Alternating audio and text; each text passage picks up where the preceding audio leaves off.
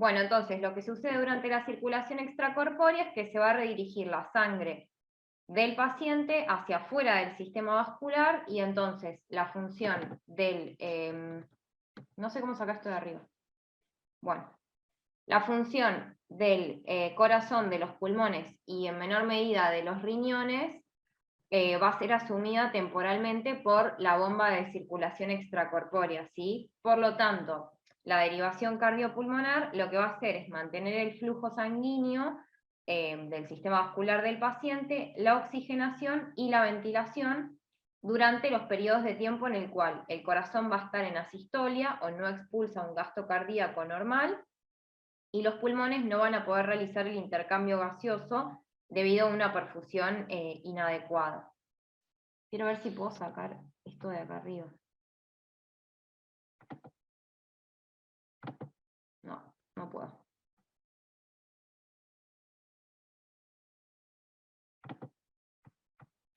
Bueno, sigo así como está.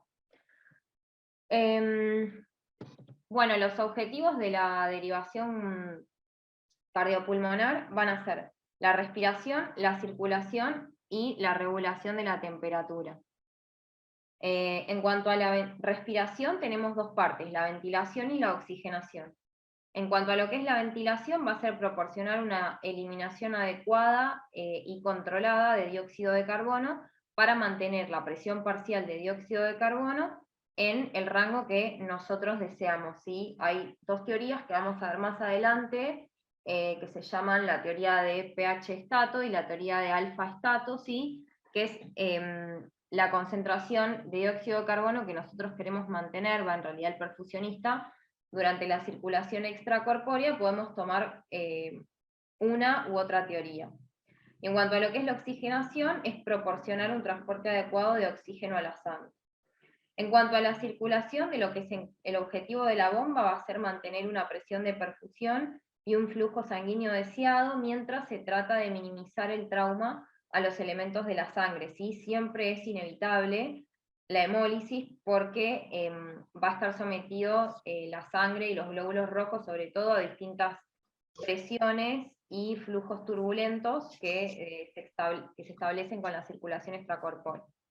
Y en cuanto a la regulación de la temperatura, tenemos el descenso del metabolismo corporal con la hipotermia. Sí, la hipotermia lo que permite es una utilización de menor flujo sanguíneo sistémico, ¿sí? Además de disminuir el metabolismo corporal, ¿sí? Va a disminuir el trauma sanguíneo, ¿sí? Al necesitar menor flujo, cuando el cuerpo está en hipotermia, la bomba no tiene que hacer circular la sangre tan rápidamente, con lo cual se disminuye un poco el trauma. Va a aumentar la protección del sistema nervioso central durante la derivación, y le va a dar al cirujano un campo quirúrgico más limpio, ¿sí? Porque al volver menos sangre al corazón le permite operar con un campo quirúrgico más limpio, ¿sí? Como dije, ¿sí? Cuando disminuimos la temperatura de la sangre, se reduce el metabolismo hasta un punto en el cual el cuerpo puede soportar una parada circulatoria completa durante un periodo de más o menos 40 a 45 minutos, ¿sí? Y además, esta disminución de la temperatura me facilita la conservación del miocardio hipotérmico, ¿sí? Recordemos que la cardioplegía disminuye la temperatura del miocardio a unos 8 a 12 grados centígrados, ¿sí? Esto disminuye el consumo miocárdico de oxígeno, con lo cual le da protección, y además se pueden agregar otras cosas para disminuir la temperatura del miocardio, como es hielo en el campo quirúrgico, suero salino, y también vienen unas almohadillas de aislamiento del pericardio, que bueno, en el hospital no hay, no se usan, pero en otros establecimientos sí.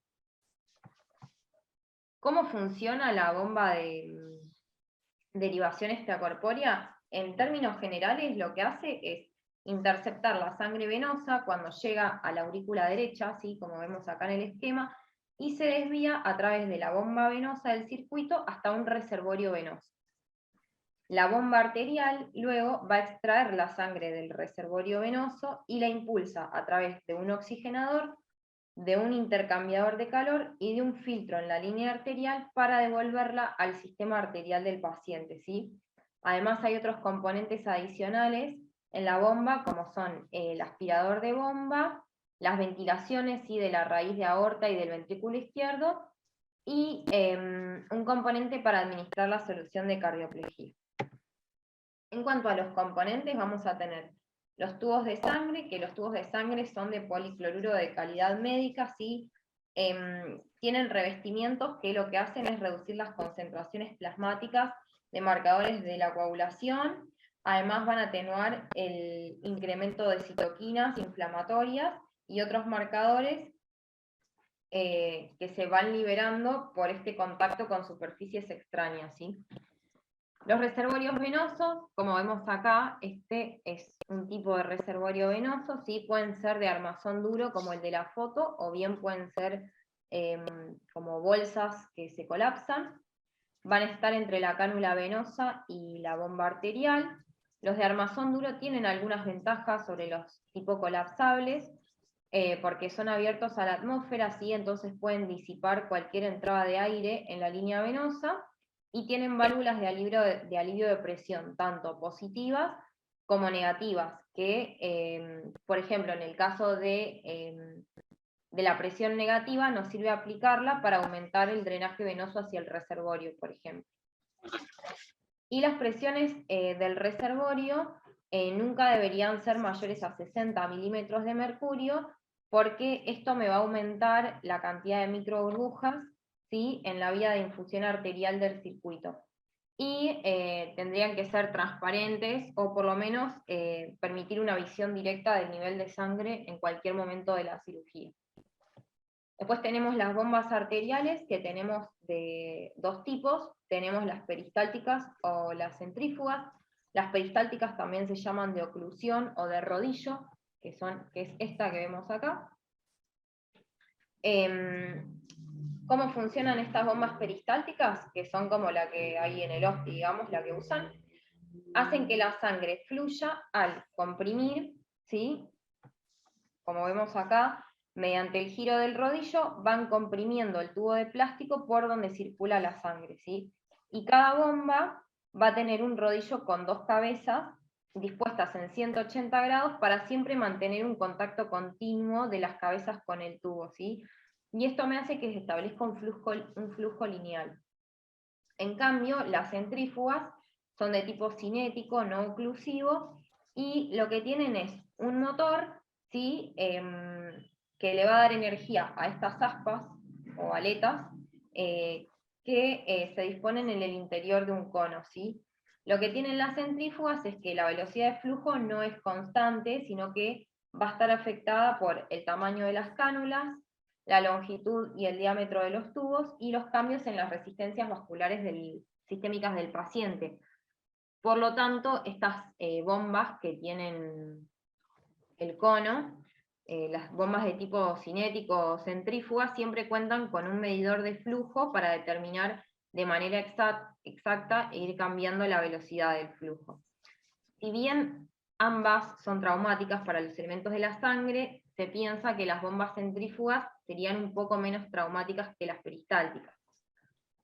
Pero en el caso de las bombas centrífugas, por ejemplo, las dos tienen sus pros y sus contras. En el caso de las centrífugas, si se llega a introducir un bolo de aire, esto va a permanecer en el cono, va a desplazar la sangre, y la bomba no va a tener capacidad para generar este flujo anterógrado.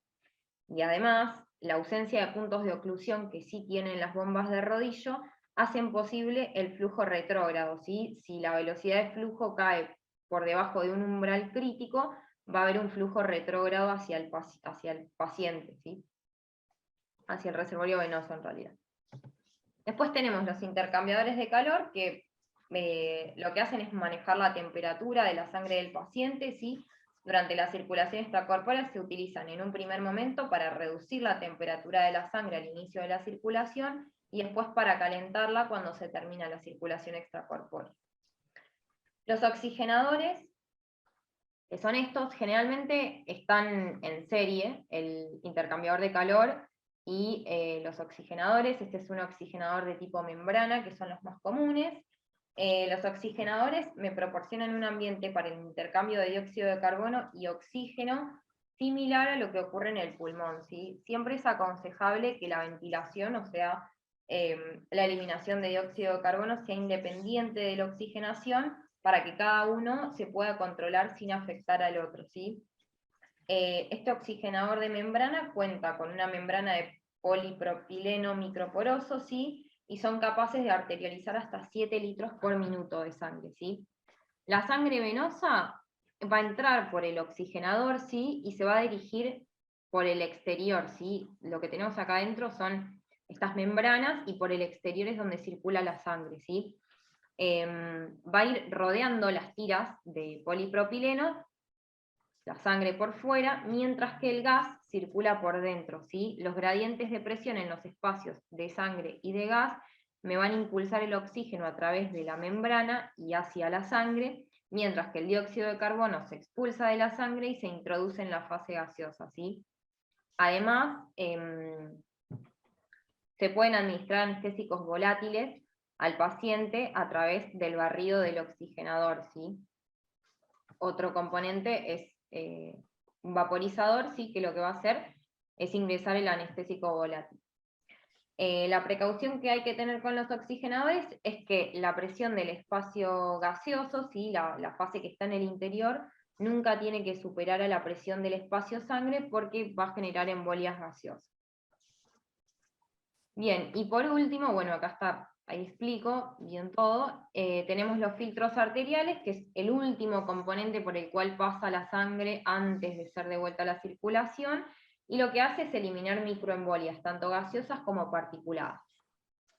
Como para hacer un resumen, la sangre va a ir, la sangre desoxigenada va a ir, de esta que llega a la aurícula derecha, va a ir hacia el reservorio venoso. Del reservorio venoso va a ser impulsado por una bomba, pasa por oxigenador, intercambiador de calor. Al reservorio venoso también van a llegar las ventilaciones, ¿sí? De la raíz de la aorta y del ventrículo izquierdo, y la aspiración, ¿sí? Del campo quirúrgico. Una vez que se arterioliza esa sangre, por así decirlo, pasa por el filtro arterial y es devuelta a la aorta para ingresar en el sistema arterial del paciente. Y acá tenemos la parte de la solución de cardioplejía, que también cuenta con un intercambiador de calor. ¿Cuál es la secuencia de pasos? Si bien el enfoque de las intervenciones quirúrgicas, en las cuales se necesita la circulación extracorpórea, van a variar según establecimiento, todas van a seguir una serie de pasos, que es la selección y cebado de circuitos, la anticoagulación, la canulación, el inicio y el mantenimiento de la circulación extracorpórea, la protección miocárdica y la retirada y finalización de la circulación. En cuanto a lo que es la selección y cebado de circuitos, sí, esto se encarga más que nada el perfusionista, va a calcular primero el máximo flujo sanguíneo que puede ser necesario durante la intervención. En general es entre 2,4 a 3 litros por minuto por metro cuadrado, o si lo calculamos según peso es entre 60 a 70 mililitros por kilo por minuto, ¿sí? La combinación de todos los componentes que tiene la circulación extracorpórea que nombré recién me va a determinar el volumen de cebado del circuito o el volumen de solución compensada para extraer todo el aire del circuito, así para purgarlo. El volumen de cebado es la principal causa de hemodilución asociada con la circulación extracorpórea, ¿sí? Y el perfusionista lo que va a calcular es cuál es el hematocrito resultante que va a quedar en la sangre del paciente después de que agreguemos la solución esta de cebado, ¿sí? Y el hematocrito resultante va a ser igual al hematocrito del paciente por el volumen sanguíneo del paciente dividido el volumen de la solución de cebado por el volumen que tiene el circuito de circulación extracorpórea, ¿sí? Se dice que este volumen, el volumen de distribución intravascular de un paciente adulto va a aumentar entre 20 a 35% cuando se inicia la circulación. Esto por un lado me va a diluir las proteínas plasmáticas y a rebajar los niveles de fármacos en plasma, ¿sí? Después vendría la anticoagulación, que eso ya habló Eve la semana pasada, ¿sí? Más o menos son entre 300 a 400 unidades por kilo de heparina, controlado con un TCA que tiene que dar más de 480 segundos. Después viene la canulación, que esto también lo voy a hablar rápidamente porque habló Eve un poco la semana pasada. Bueno, todos los procedimientos van a necesitar de una cánula de alto flujo en una gran vena y otra cánula en una gran arteria para devolverla al paciente, ¿sí? El objetivo de la canulación venosa suele ser la aurícula derecha, como se ve ahí, pero en otros casos puede ser bicaval, ¿sí? Una cánula en la vena cava superior y otra en la vena cava inferior. ¿Cómo nos damos cuenta que las cánulas venosas están bien colocadas? Porque me van a dar una descompresión completa del lado derecho del corazón, ¿sí? O sea, tendría que tener, después de una buena canulación, valores nulos de presión venosa central y presión de enclavamiento pulmonar, y que la presión arterial sea no pulsátil, ¿sí? Y luego la SEC va a devolver la sangre al paciente a través de una cánula arterial, ¿sí? Que generalmente se pone en la aorta ascendente, debajo del arco aórtico, ¿sí? 3 a 4 centímetros por encima de la válvula. Y después tenemos las cánulas de ventilación, que lo que hacen es descomprimir y desairear el corazón, ¿sí?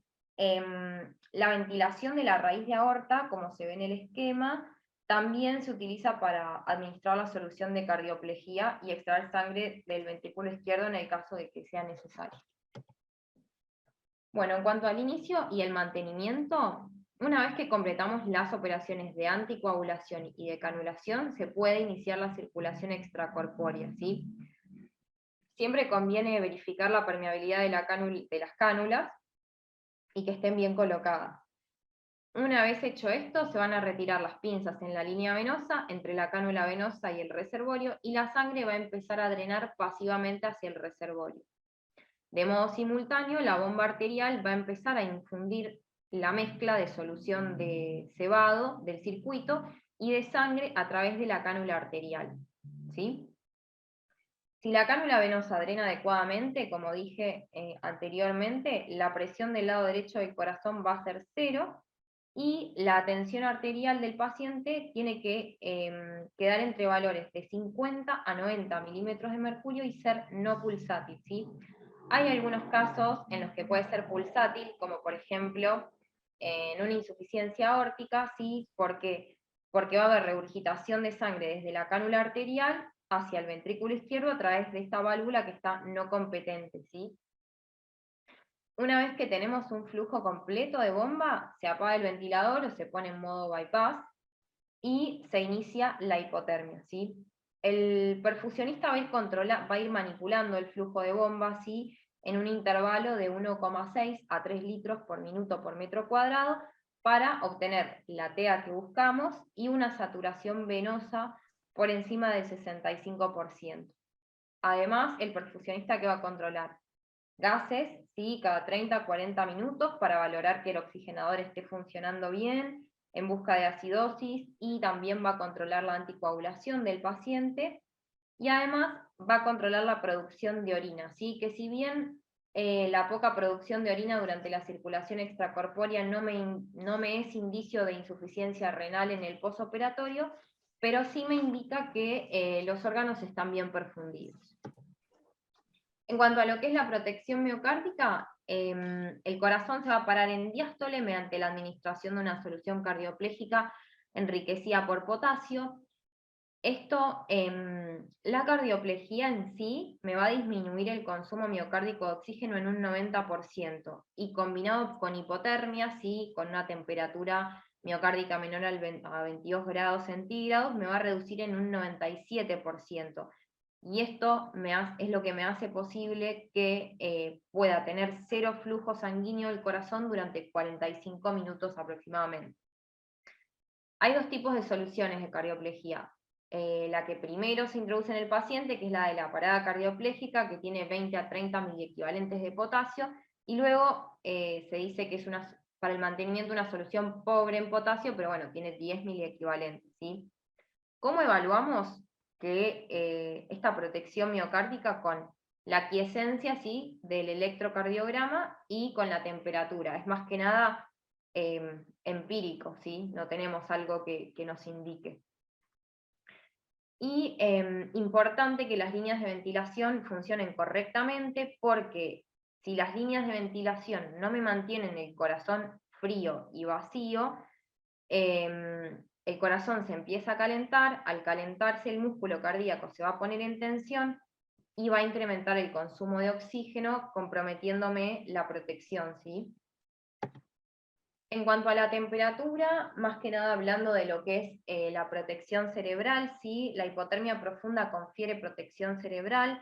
La hipotermia lo que hace es atenuar los efectos de isquemia al crear un equilibrio favorable entre lo que es el aporte y la demanda de oxígeno, al reducir la tasa metabólica, ¿sí? Cerebral de oxígeno.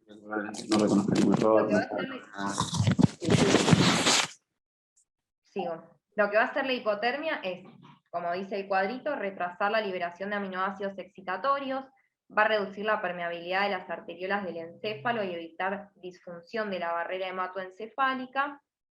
Y además, esto me va a disminuir o atenuar los efectos de la isquemia, ¿sí? Porque recordemos que se pueden producir embolias, ¿sí? Sobre todo durante la manipulación y el pinzamiento y la canulación, en lo que es el inicio de la circulación, porque el encéfalo todavía no está frío, ¿sí? Ese es el momento de mayor riesgo de que se produzca una isquemia cerebral.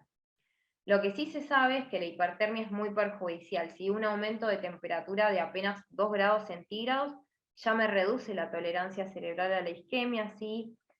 Como dice ahí, va a causar un desequilibrio entre suministro y aporte, en suministro y demanda de oxígeno, va a retardar la recuperación metabólica neuronal, aumenta la liberación de neurotransmisores excitatorios, aumenta la producción de radicales libres, genera acidosis intracelular y aumenta la permeabilidad de la barrera hematoencefálica, ¿sí? A su vez, la hipertermia que se desarrolla en el posoperatorio puede ser tan peligrosa como la del intraoperatorio, ¿sí? Se vio que aquellos pacientes que tenían fiebre en el posoperatorio se relacionaba con disfunción cognitiva después. En cuanto a los gases en sangre, esto es lo que decía al principio, ¿sí? El estado ácido-base se va a ver alterado por la temperatura. Cuando la temperatura disminuye, la presión parcial de dióxido de carbono también disminuye, porque el dióxido de carbono se hace más soluble en plasma, ¿sí? Entonces, al inducir hipotermia, se nos plantea un dilema en cuanto a cómo abordar mejor el estado ácido-base, ¿sí? Si debemos usar valores de dióxido de carbono con o sin corrección de la temperatura. Y ahí surgen dos hipótesis, la de la alfa-estato y la del pH-estato. La teoría del alfa-estato dice que la neutralidad se alcanza cuando la concentración de hidrogeniones es igual a la de oxidrilo, ¿sí? Y sugiere que los valores de pH de la sangre y los valores del intracelular van a variar con los cambios de temperatura. Pero lo que dice esta teoría es que como el tampón de proteínas, o sea, el buffer que genera las proteínas del organismo, me regula el pH, si los depósitos de dióxido de carbono se mantienen constantes, el estado de ionización será constante, ¿sí? En cambio, la teoría de pH-estato se basa en mantener un pH constante a pesar de los cambios de temperatura. ¿Esto qué me va a generar? Me va a generar, con la teoría de pH-estato, básicamente, lo que plantea es que no importa que aumente el contenido de dióxido de carbono en sangre, siempre que se mantenga el pH constante, ¿sí? Esta teoría tiene un problema con respecto, por ejemplo, al recalentamiento, ¿sí? Porque durante el recalentamiento, como se produce vasodilatación, aumenta el flujo sanguíneo cerebral, esto, al tener una mayor presión parcial de dióxido de carbono, me genera más vasodilatación, más aumento de la permeabilidad de la barrera hematoencefálica y me podría incrementar la carga embólica enviada al encéfalo, ¿sí? Por eso se dice que la teoría del alfa-estato durante la hipotermia moderada produce mejores resultados neurológicos, ¿sí? En hipotermia profunda todavía no está bien estudiado, ¿sí? Si bien esto lo maneja el perfusionista, pero bueno, nosotros obviamente tenemos que saber también. En cuanto a lo que es la respuesta inflamatoria, el estrés quirúrgico, ya de por sí, de cualquier cirugía, produce una respuesta inflamatoria en el organismo, pero la circulación extracorpórea acentúa esta respuesta al someter la sangre del paciente al contacto con superficies extrañas, al predisposición a lo que son lesiones por isquemia y reperfusión, microembolias gaseosas, particuladas, y va a generar un aumento de sustancias que me inician una cascada inflamatoria, ¿sí? El inicio de la circulación extracorpórea me va a generar un aumento en la expresión de sustancias iniciadoras, ¿sí? Por el contacto con todas las superficies extrañas del circuito. Acá como sustancias iniciadoras, ¿sí? Que estas sustancias iniciadoras me van a estimular a células efectoras, ¿sí? Como son polimorfonucleares, plaquetas y células endoteliales, para la regulación ascendente de moléculas de adhesión y liberación de radicales libres del oxígeno, y también otros compuestos citotóxicos, ¿sí? Se plantearon algunos que me van a generar disfunción orgánica, ya sea del encéfalo, de los pulmones, de los riñones o del corazón. Se plantean algunos enfoques para reducir esta respuesta inflamatoria, como son, modificación de técnicas quirúrgicas y de perfusión, como son manipulaciones mínimas, abordajes mínimamente invasivos, poca duración de la circulación extracorpórea, ¿sí? Modificar los componentes del circuito. En lo que sí podemos influir nosotros es en lo que es las estrategias farmacológicas, ¿sí? Tenemos por un lado los corticoides, que los corticoides, bueno, sabemos que reducen la inflamación, pero no está demostrado que disminuyan la mortalidad o las complicaciones pulmonares a largo plazo. Después tenemos las estatinas, que me van a reducir las concentraciones plasmáticas de interleuquina 6, interleuquina 8, factor de necrosis tumoral, proteína C reactiva, ¿sí? Esto siempre y cuando se administren por lo menos entre 1 a 3 semanas en el preoperatorio, ¿sí? Por eso es importante que los pacientes lleguen bien controlados, ¿sí? a la cirugía cardíaca. Y después también se vio que la ketamina, si bien no reduce mortalidad a largo plazo, pero sí me reduce la respuesta de la interleuquina 6 en la cirugía. Por eso por ahí está bueno para usarla como analgésico. Bueno, como para tener un pantallazo de lo que le produce la circulación extracorpórea al organismo, sí me genera una respuesta inflamatoria y bueno, voy a empezar a desglosar un poco. Por un lado tenemos, bueno, la canulación, que me genera riesgo de daño arterial y disección, embolización, que me puede generar, por ejemplo, un accidente cerebrovascular, el flujo no pulsátil y las microembolias me generan distribuciones defectuosas del flujo sanguíneo. También tenemos una respuesta inflamatoria sistémica con activación del complemento. Tenemos activación de, por un lado vamos a tener activación de la cascada de la coagulación, como si fuese, no es como si fuese una coagulación intravascular diseminada, pero sí va a haber consumo de factores de la coagulación, ¿sí? Además de que va a haber hemólisis por el trauma que genera los elementos formes de la sangre, ¿sí? Esto va a generar anemia en el paciente, activación de cascadas de elementos sanguíneos, va a haber aumento, va a estar muy afectada con todas estas cascadas inflamatorias la permeabilidad, más que nada de los lechos microcirculatorios, generándose edema, se puede generar edema pulmonar, se puede ver comprometido en cuanto al orden de los flujos sanguíneos que se comprometen. En primer lugar, se compromete el lecho esplácnico, ¿sí? Se pueden generar desde hemorragias hasta perforaciones intestinales, ¿sí? Generando una sepsis y una bacteriemia luego en el paciente. Y bueno, la verdad que esto de lo que es la fisiopatología de la circulación extracorpórea, estoy dando un pantallazo porque es un capítulo gigante. Bien, en cuanto a la retirada de la circulación extracorpórea, hay una regla mnemotécnica que es la CBP, que son los criterios que tenemos que cumplir para salir bien de bomba, ¿sí? Voy a empezar a desglosar cada uno. En cuanto a lo que es la letra C, tenemos 6 ítems. Uno es la cold, que es la temperatura, que hace alusión a la temperatura del paciente en el momento de la retirada, que tiene que estar entre 36 y 37 grados. Recordemos que no más de 37 porque eleva el riesgo de complicaciones neurológicas. En cuanto a la segunda letra C, se refiere a la frecuencia y al ritmo cardíaco. Sí, la frecuencia debería estar entre 80 y 100 latidos por minuto. En el caso de las bradicardias, deberíamos tratarlas con beta-adrenérgicos o cables de estimulación epicárdica. Y si la frecuencia cardíaca está por encima de 120, deberíamos evaluar la causa, ¿sí? Si hay anemia, hipovolemia, evaluar la profundidad anestésica o evaluar si hay hipoxia o no.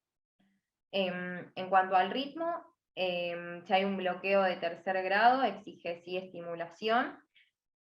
Siempre se prefiere un ritmo sinusal, sobre todo en aquellos pacientes que tengan comprometida, por ejemplo, la distensibilidad del ventrículo izquierdo, porque son aquellos pacientes que van a depender de un impulso auricular para recibir un llenado adecuado del ventrículo, ¿sí? En el caso de una taquisupra, se hace cardioversión sincronizada y después para prevenir la recurrencia se puede usar amidabrona, por ejemplo, en infusión o adenosina. En el caso de que haya cambios en el segmento ST y en la onda T, que son indicativos de isquemia, se deben recibir tratamiento, por ejemplo, con nitroglicerina, y debemos notificar al cirujano para que revise. La tercer C se refiere al gasto cardíaco, sí, la contractilidad la podemos estimar, por ejemplo, a partir de un ecocardio transesofágico, en el caso de que contemos con él. La cuarta C se refiere a las células sanguíneas, más que nada a los eritrocitos. La hemoglobina al salir de bomba tiene que estar entre 7 y 8 gramos por decilitro o más. Y en el caso de que sea menor a 7, deberíamos transfundir al paciente. En cuanto al calcio, si bien no se administra de manera rutinaria, pero si está bajo, deberíamos hacer un aporte de calcio sí, para mejorar la resistencia vascular sistémica. Y en el caso en lo que es la coagulación, siempre luego cuando nosotros salimos de bomba y hacemos la protamina, siempre medir TCA, ¿sí? Hay algunos pacientes que van a tener mayor riesgo de no coagular bien, como son aquellos pacientes que estuvieron en circulación extracorpórea por un periodo prolongado, o aquellos que se expusieron a hipotermia extrema, o aquellos pacientes con patologías previas como los insuficientes renales. En cuanto a la letra B, la primera se refiere a la ventilación. En un principio los pulmones se recomienda que se inflen de manera manual, 2 a 3 respiraciones sostenidas para alcanzar una presión entre 30 o hasta 40 centímetros de agua, ¿sí? Esto, cuando hacemos esto deberíamos examinar el campo quirúrgico, sí, porque por ejemplo, si se hizo un injerto de la arteria mamaria interna, asegurarnos de que la arteria injertada no se estire en exceso, porque me podría perjudicar la anastomosis, ¿sí? Y también en este momento evaluamos con estas respiraciones la distensibilidad pulmonar, ¿sí? Y podemos usar en el caso de que sea necesario broncodilatadores. La segunda vez se refiere a la visualización del corazón de manera directa, sí, y en el caso de que contemos con un ecocardio transesofágico mucho mejor, porque nos va a permitir estimar la contractilidad global y segmentaria. La tercera vez se refiere al vaporizador, sí, una vez que estamos saliendo de bomba hay que volver a abrir, sí, los anestésicos volátiles, y siempre tener en cuenta sí, que una disminución de la contractilidad me puede confundir en el diagnóstico, ¿sí? Los anestésicos volátiles no van a reducir la contractilidad miocárdica, y en este caso lo que queremos ver es si es por la profundidad anestésica o si hay algún otro problema que vamos a hablar más adelante.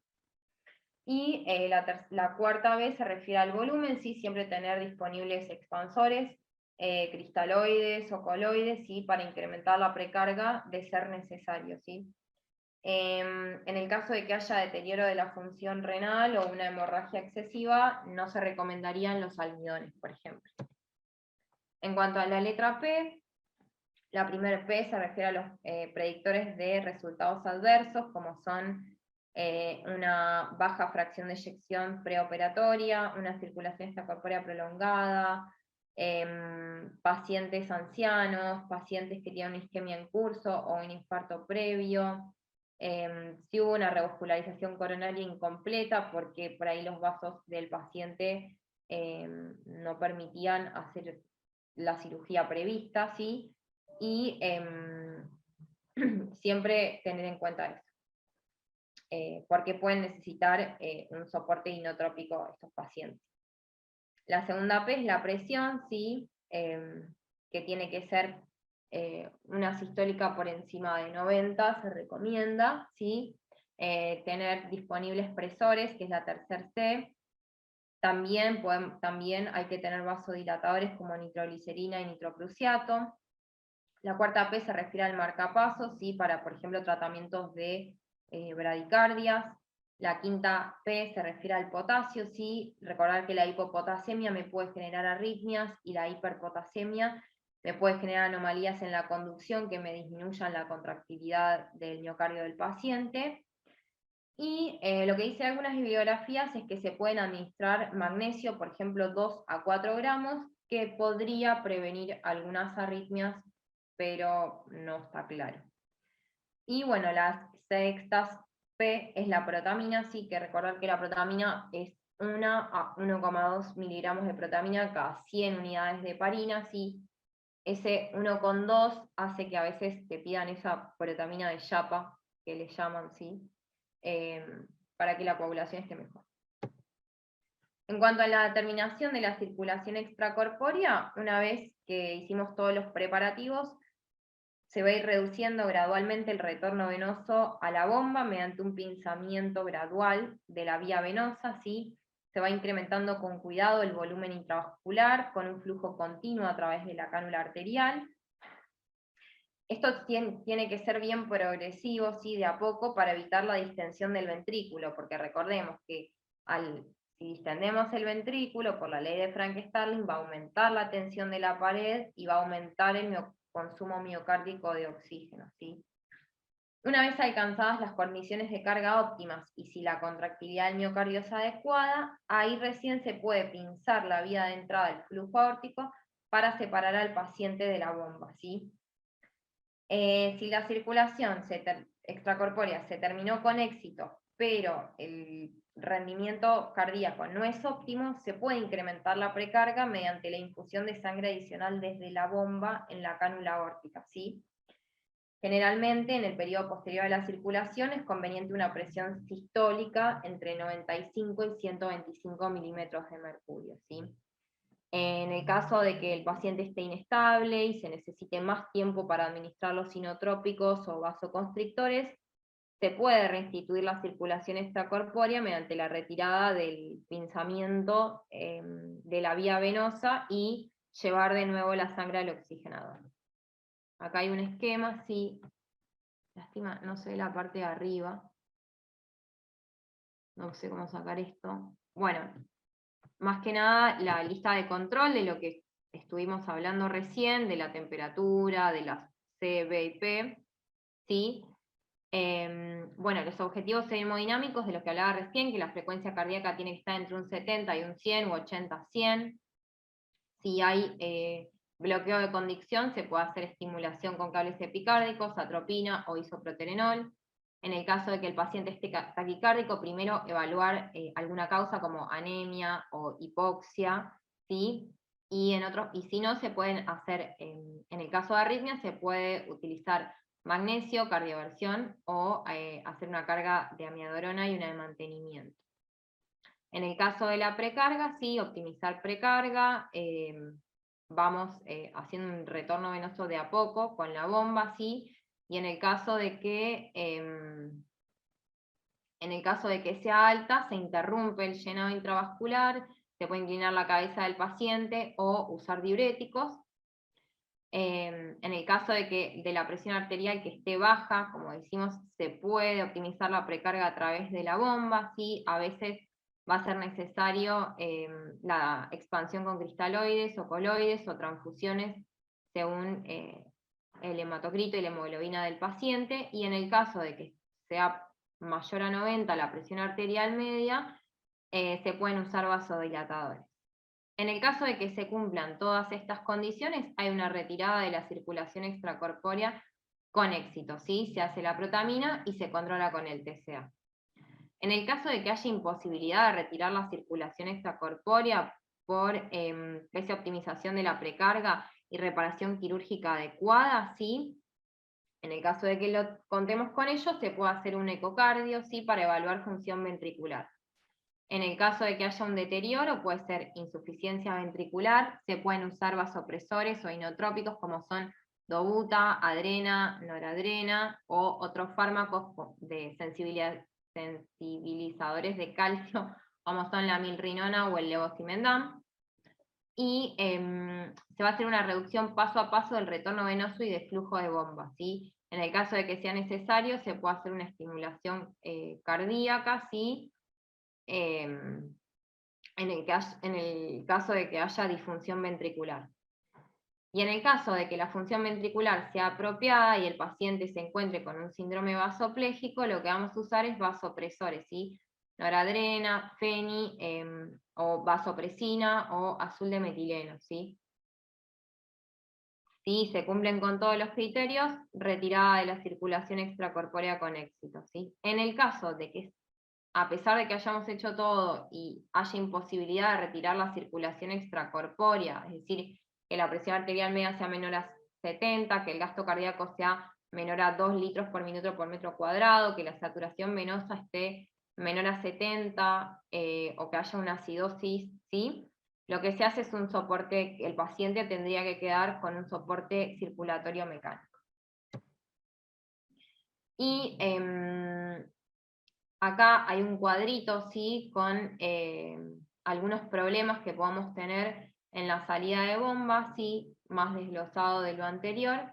Por ejemplo, un fallo técnico o quirúrgico, ¿sí? Que eso se va a evaluar con un ecocardio, ¿sí? Puede haber insuficiencia o estenosis valvular, ¿sí? Fuga periprotésica o derivación intracardíaca. Los factores de riesgo para que pase esto va a depender más que nada del equipo quirúrgico y de las condiciones anatómicas del paciente, y el tratamiento es la reintervención. En el caso de que haya disfunción ventricular, ¿sí? Puede ser disfunción del VI o del VD, ¿sí? O una disminución de la relajación, y lo vamos a ver con va a haber una disminución del gasto cardíaco y una disminución de la presión arterial media. Factores de riesgo para que suceda esto es edad mayor a 65 años, sexo femenino, insuficiencia cardíaca crónica, una fracción de eyección baja, disfunción diastólica del VI, ¿sí? Reintervención de urgencia, procedimientos prolongados, y los vamos a tratar con fármacos, más que nada agonistas adrenérgicos, ¿sí? Para estimular la contractilidad del miocardio, como dobutamina, adrena o dopamina. Se pueden utilizar a veces inhibidores de la fosfodiesterasa, como es la milrinona, sensibilizadores del calcio, ¿sí? O ya si con los fármacos el paciente sigue inestable, se hace un soporte electromecánico, ¿sí? En el caso del síndrome vasopléjico, ya hablé anteriormente, el tratamiento, algunos de los factores de riesgo son aquellos pacientes en tratamiento preoperatorio con IECAS o antagonistas de la angiotensina, beta bloqueantes, heparina, o que tengan alta puntuación en el Euroscore, o la SEC prolongada, ¿sí? Las circulaciones extracorpóreas prolongadas son factores de riesgo para casi todo, la verdad. Y se va a tratar con vasopresores el síndrome vasopléjico. Que bueno, en el IGA, uno de los primeros cardios que se hizo, se puso vasopléjico. Y bueno, y después oclusión al tracto de salida del VI se va a ver también con un ecocardio, que lamentablemente no tenemos, ¿sí? Factores de riesgo son aquellos pacientes que se operaron de válvula mitral, o que tienen un VI hiperdinámico, o que tienen corta distancia entre la coaptación de la válvula mitral y del ventrículo izquierdo. El tratamiento específico va a ser con expansión de volumen, interrupción de los inotrópicos y la utilización de beta bloqueantes, ¿sí? Para disminuir la frecuencia cardíaca y estimular a que el corazón se vacíe correctamente, ¿sí? Y por otro lado, quirúrgico, ¿sí? Para corregir el defecto. Bueno, y no lo dice acá, pero bueno, en el caso de que tengamos una sospecha, por ejemplo, de isquemia, vamos a tratarla con nitratos, ¿sí? Nitroglicerina principalmente. Y creo que nada más, porque la clase que viene es una vez salida de la SEC, el periodo posterior a circulación extracorpórea. Gracias, No sé si Manu, muy tiene buena. alguna pregunta. Creo que me Muy buena la desordené en clase, algún Manu, momento, muy pero linda. bueno, gracias. Estaba muy fácil. No me quise poner muy intensa con el tema de la SEC, porque la verdad que es todo muy técnico y cosas que por ahí a nosotros no es que no nos sirven, pero sino que por ahí prestar atención a otras cosas más que a lo que es la SEC en sí. No, está bueno para tener un pantallazo general, que es lo que hace el bombista. Claro. Así que está perfecto, me parece. No sé si alguno tiene alguna duda, y si no, nos vemos el jueves que viene. ¿Por qué me puede hablar y el resto no? No sé, yo no silencié a nadie. Mal. Se puede hablar. Gracias, Dale. Gonza, ¿Por qué la gracias. Manu, Bueno, una chicos, pregunta. si no tienen ninguna pregunta, No, acá Gonzalito tiene una pregunta. ¿qué quieren? ¿Es de uso habitual, junto con la protamina, la salida de bomba, hacerle fibrinógeno? Yo he escuchado que Cantero muchas veces le hace como empírico el Mira, fibrinógeno con la idealmente protamina. se mide el fibrinógeno y si está bajito se pasa fibrinógeno, pero de rutina no se debería pasar así porque sí, porque todo lo que nosotros le agreguemos al paciente es un componente extraño más que ingresa al organismo. En general, por Ah, lo que he visto, todo lo que sea así se pasa, más que nada se mide fibrinógeno para ver si se pasa crioprecipitados, ah, y se pasa luego de la bomba, claro. no prebomba. Prebomba en general se trata de pasar lo mínimo indispensable, porque después el bombista se va a encargar de eso, y va a cambiar todo lo que nosotros hagamos, líquidos y demás. Entonces, después de que el paciente sale de bomba, ahí se hace una medición de fibrinógeno, se espera a ver el valor, y ahí se ve si se pasa crioprecipitado, fibrinógeno, lo que No. sea necesario. En el hospital, por ejemplo, no hay fibrinógeno, pero de ser necesario pasaríamos frío.